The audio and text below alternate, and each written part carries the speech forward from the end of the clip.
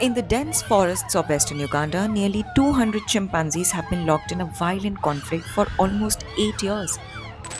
What's baffling researchers is they still don't fully know why it started. This isn't a fight between strangers. These chimps were once part of the same community. For over 2 decades, the Ngogo chimpanzees lived together as one of the largest wild chimp groups ever recorded. Chimpanzees usually live in what scientists call a fission fusion society, splitting into smaller groups and rejoining later. But a permanent split like this?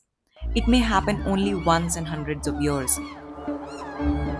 Around 2015, something changed. Subgroups stopped interacting, then began avoiding each other for weeks at a time.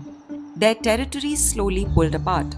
The last known infant born across the divide dates back to 2015. By 2018, the split was complete. Former companions no longer crossed paths. Friendships no longer meant safety. And the center of their shared home became a border. Then came the violence. The Western group began organized raids into rival territory. Over 7 years, researchers recorded at least 24 attacks, killing multiple adult males and at least 17 infants.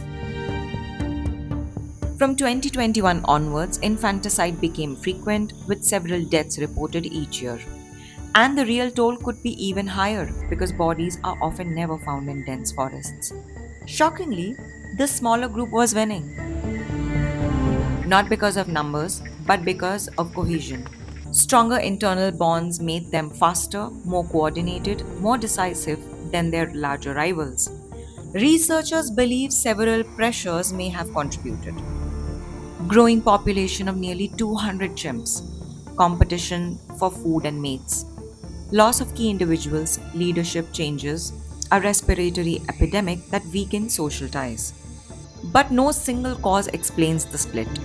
And that's what makes this case so significant. Because it challenges a long held assumption that large scale conflict needs culture, identity, ideology. These chimps have none of that.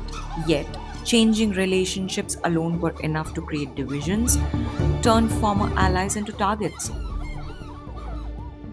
Experts say it's a reminder that conflict can begin quietly through weakening bonds long before any visible trigger. The study is still ongoing, and scientists continue to observe the groups closely because how this conflict ends may be just as important as how it began.